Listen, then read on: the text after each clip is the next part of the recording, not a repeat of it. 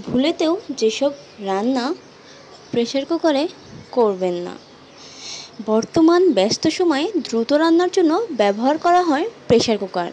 এতে খুব সহজে এবং দ্রুত রান্না করা সম্ভব, বিশেষ করে মাংস জাতীয় খাবার রান্নায় প্রেসার কুকার ব্যবহার করা হয়। এছাড়া দ্রুত সেদ্ধ করতে অনেক খাবারই প্রেসার কুকারে রান্না করা হয়, এতে সময় বাঁচে অনেকটাই। কিন্তু এমন কিছু খাবার আছে যা প্রেসার কুকারে রান্না করলে খাদ্য কিন্তু নষ্ট হয়েই ঘটতে পারে অনেক বিপদ। যেমন মাছ এমন একটি খাবার যা রান্না করতে খুব বেশি সময় লাগে না। এটি অতিরিক্ত রান্না করলে পুষ্টিগুণ নষ্ট হয়। আবার বেশি সময় ধরে মাছ রান্না করা হলে তা সহজেই ভেঙে যায়।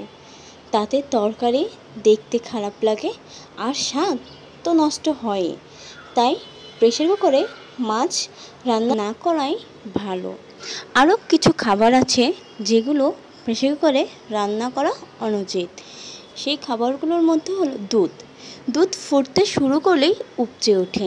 তাই প্রেসার কুকারে দুধ দিয়ে কোনো খাবার যেমন পায়েস বা ফিরনি রান্না করতে নিলে তা আটকে গিয়ে প্রেসার কুকার ব্লাস্ট হতে পারে।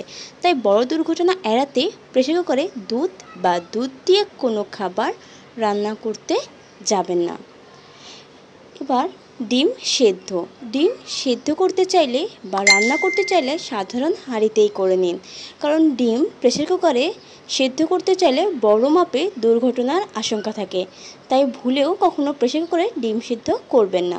সবজি ও ফল কিংবা যে কোনো ধরনের শাকসবজি বেশি রান্না করলে পুষ্টিগুণ পুরোপুরি চলে যায়।